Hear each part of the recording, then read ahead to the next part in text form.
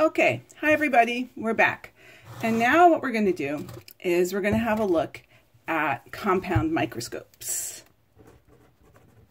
which is something that I'm guessing a lot of you have experience with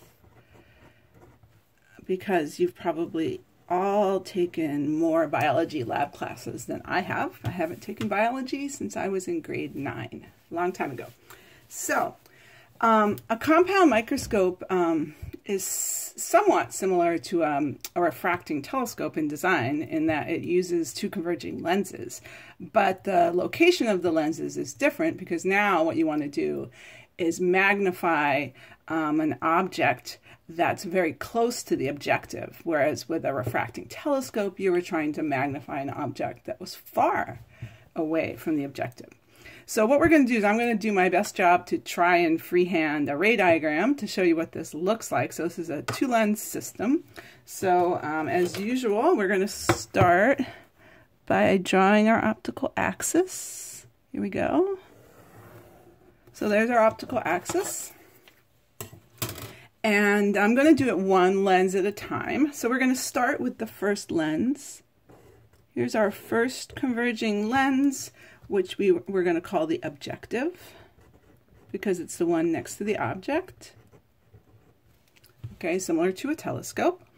Okay, and we're going to put in, let's say it's got one focal point right about there. I'm going to call this FO, and one roughly over there, equidistant, right, on either side of our converging lens.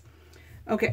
So we're going to give ourselves a little object, a little, bacteria or some kind of, I don't know, some little microscopic object that we want to look at. Okay, a little arrow. So here's our object right there. Okay. And now we're going to draw our rays, right? Some of our principal rays. I'm going to slide this over a little bit so we can see what's going on, and draw in some rays to figure out where the image for this object would be. And you can try this yourselves, or just think about what kind of image this is going to form, and whether that's going to be a real image or a virtual image. So it looks like, so we did our in parallel, and now I'm going to do out through F. That one's a little bit off, but close enough.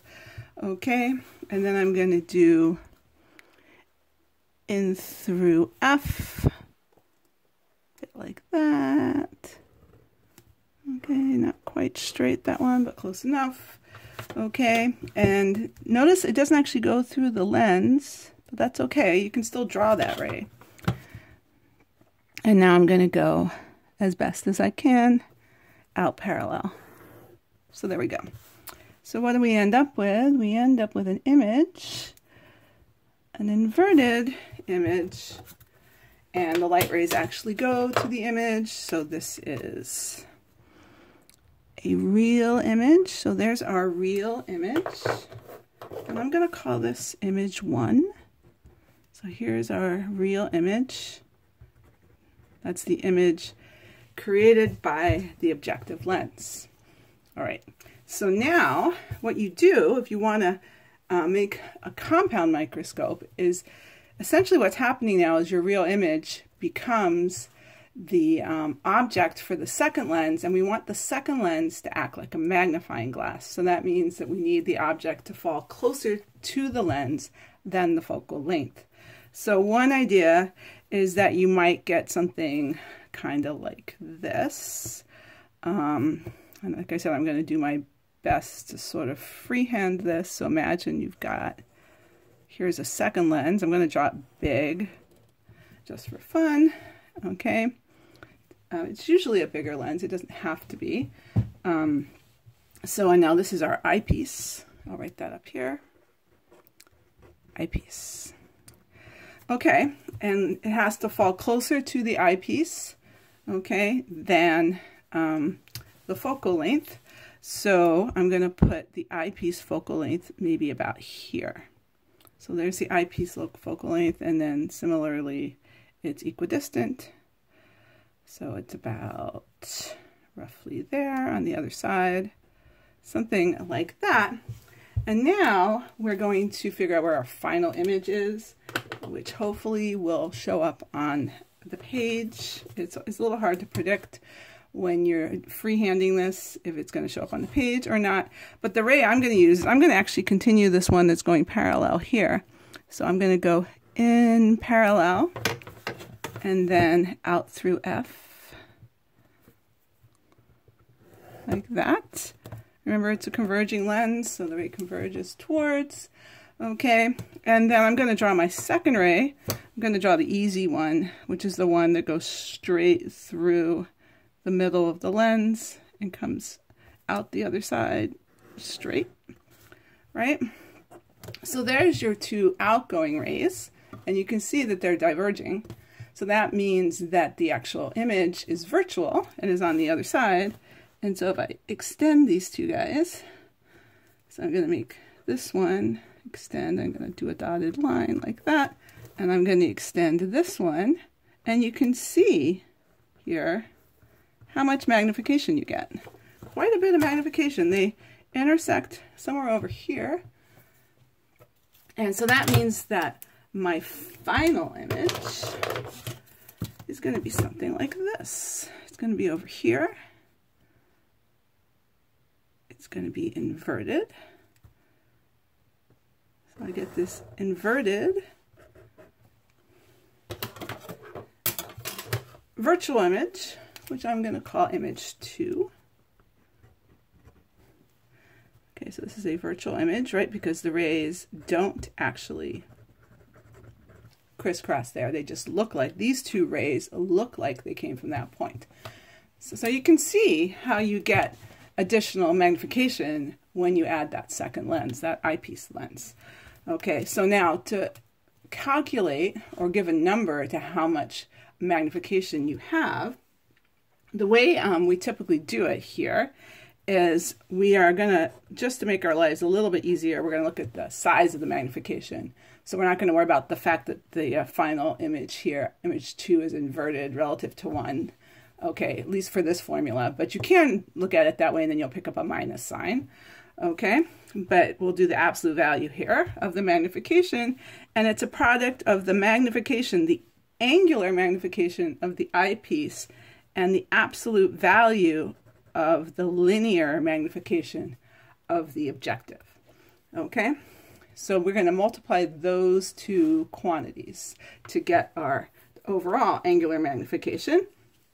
And so what do we do to get these two? Well, we'll start with the easier of the two, which is the magnification of the eyepiece here, which acts like a magnifying glass. And so we're going to assume a relaxed eye. And you might remember from relaxed eye that a magnifying glass then just has n over f. So this is going to be n over fe, like that. Okay, and then for the objective, okay, so this is for the eyepiece, just to clarify. And then for the objective, what do we get? So for the objective, okay, it's just a converging lens making a real image. We know that this would be minus the image distance over the object distance, right? We've seen that formula before. Okay, and so we're going to make some approximations here, though, because you don't usually know what these two quantities are inside your microscope. So one of the approximations we're going to make is that if you look up here, okay, if we go back to our picture, the object distance here is almost the same size as the focal length of the objective. You can't read that FO. It's right underneath again. Okay, so we are going to make one approximation, which is the object distance is approximately equal to the focal length of the objective. So we'll slide that over so you can see that. And then the other thing we're going to do is we're going to go back and look at our microscope now. And we're going to say, okay, we're going to define a quantity we call little l here, which is the distance between the two lenses. And this is one thing you got to be careful with. In the Flip It, they define L slightly differently. So you can convert from one to the other pretty easily, but just so you know, I will be using the distance between the two lenses as little l. Okay, and then so the other thing to notice here, and this is another sort of rough approximation, is that the image distance now. So if we look at the image distance for the first image, for the objective here, okay, which is up here. Draw it carefully up here. This is roughly our image distance. Okay, that our image distance is very close to the total L minus the focal length here of the eyepiece. So that's the other approximation that we're going to make, okay, is that the image distance is approximately L minus FE. Slide that over and up so you can see that easily down there. Okay, so what does that mean? So when we put in these two quantities, that means that the magnification of the objective then is minus L minus FE over FO. So now we've got an expression that only depends on the two focal lengths and the distance between the lenses. So it all depends on just the configuration of the microscope itself. It doesn't depend on exactly where the object is. And similarly, the relaxed eye angular magnification here for the eyepiece also only depends on N, which is given as 25 centimeters, and our FE. So now if we put all of that together, we're going to slide this up and out of the way just for a second, like that. And hopefully we can still see everything. We'll slide it over a little bit like that. What do we get? So then we get that the total angular magnification here is our N over FE, that quantity, times this quantity, but we want the absolute value of that. So it's just going to be L minus FE over FO. So there's a nice expression for the total angular magnification. Okay, let's just label it so we know what it is for a microscope.